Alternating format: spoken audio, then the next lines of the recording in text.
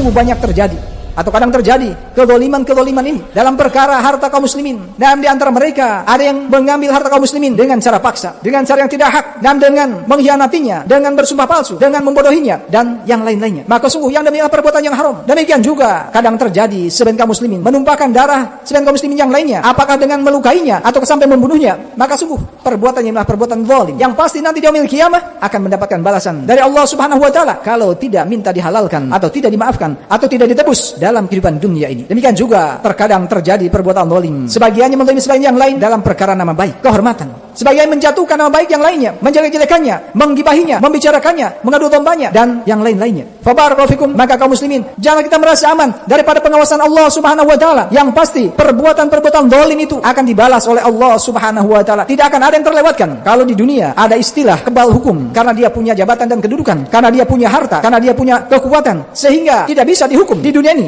Akan tetapi nanti di akhirat tidak fulan, tidak alan, tidak pejabat, tidak rakyat, tidak orang kaya, tidak orang miskin, tidak orang Arab maupun luar Arab, semuanya pasti akan diadili oleh Allah Subhanahu wa taala dengan seadil-adilnya. Oleh karenanya, barang siapa yang memiliki dan pernah mendolimi saudara sama muslim, maka bersegeralah minta dimaafkan, minta dihalalkan atau ditebus, karena sungguh yang demikian itu lebih ringan, sangat-sangat ringan daripada tebusannya nanti di yaumil akhir. Karena sungguh di yaumil akhir tebusan daripada perbuatan zalim itu bukan dolar dan rupiah, bukan pula emas dan perak, akan tetapi amal kebaikan ataupun amal kejelekan yang tidak ada seorang pun yang bisa menolongnya, yang tidak ada seorang pun yang bisa membantunya. Kalau di dunia tidak punya uang, bisa pinjam uang untuk menebus kesalahan tersebut, dan akan tetapi nanti di akhirat tidak demikian. Oleh karenanya, maka sebelum ajal menjemput, sebelum kematian datang, maka mintalah segera dimaafkan atau dihalalkan atau tebus kezaliman tersebut. Sebagaimana sabda Nabi sallallahu alaihi wasallam dari sahabat Abu Hurairah radhiyallahu anhu, dari Nabi sallallahu alaihi wasallam bersabda, barang siapa pernah menzalimi saudaranya dalam perkara kehormatannya, nama baiknya atau sesuatu yang lainnya, maka minta dihalalkanlah pada hari ini, yaitu di dunia ini, sebelum dinar dan dirham, sebelum emas dan perak, sebelum dolar dan rupiah tidak berguna lagi. Itu nanti di yaumil qiyamah. Nanti di yaumil qiyamah tebusannya jika dia memiliki amal kebaikan, maka amal kebaikan tersebut akan diberikan kepada saudaranya yang dizalimi sesuai dengan kadar kezalimannya, dan jika dia tidak punya kebaikan, maka kejelekan saudaranya, dosa-dosa saudaranya akan dibebankan kepadanya. Hadis diriwayatkan oleh Imam Bukhari. Maka sungguh merupakan kerugian yang besar, kebangkrutan yang besar ketika amal-amal kebaikan, pahala-pahala daripada kebaikan yang kita lakukan dalam kehidupan dunia ini, kemudian nanti di akhirat dijadikan tebusan perbuatan zalim kita karena kita di dunia ini tidak menebusnya atau tidak minta dimaafkan atau tidak minta dihalalkan. Fabarakallahu fikum kaum muslimin yang semua dirahmati oleh Allah Subhanahu wa taala. Maka sebelum menimpa kebangkrutan tersebut pada diri kita, maka bersegeralah berupaya dan berusaha minta dimaafkan atau minta dihalalkan atau ditebus kezaliman tersebut. Memang sungguh berat, malu rasanya untuk minta maaf, untuk minta dihalalkan kepada saudara kita yang pernah kita zalimi, akan tetapi itu lebih baik daripada perkaranya sampai akhirat nanti.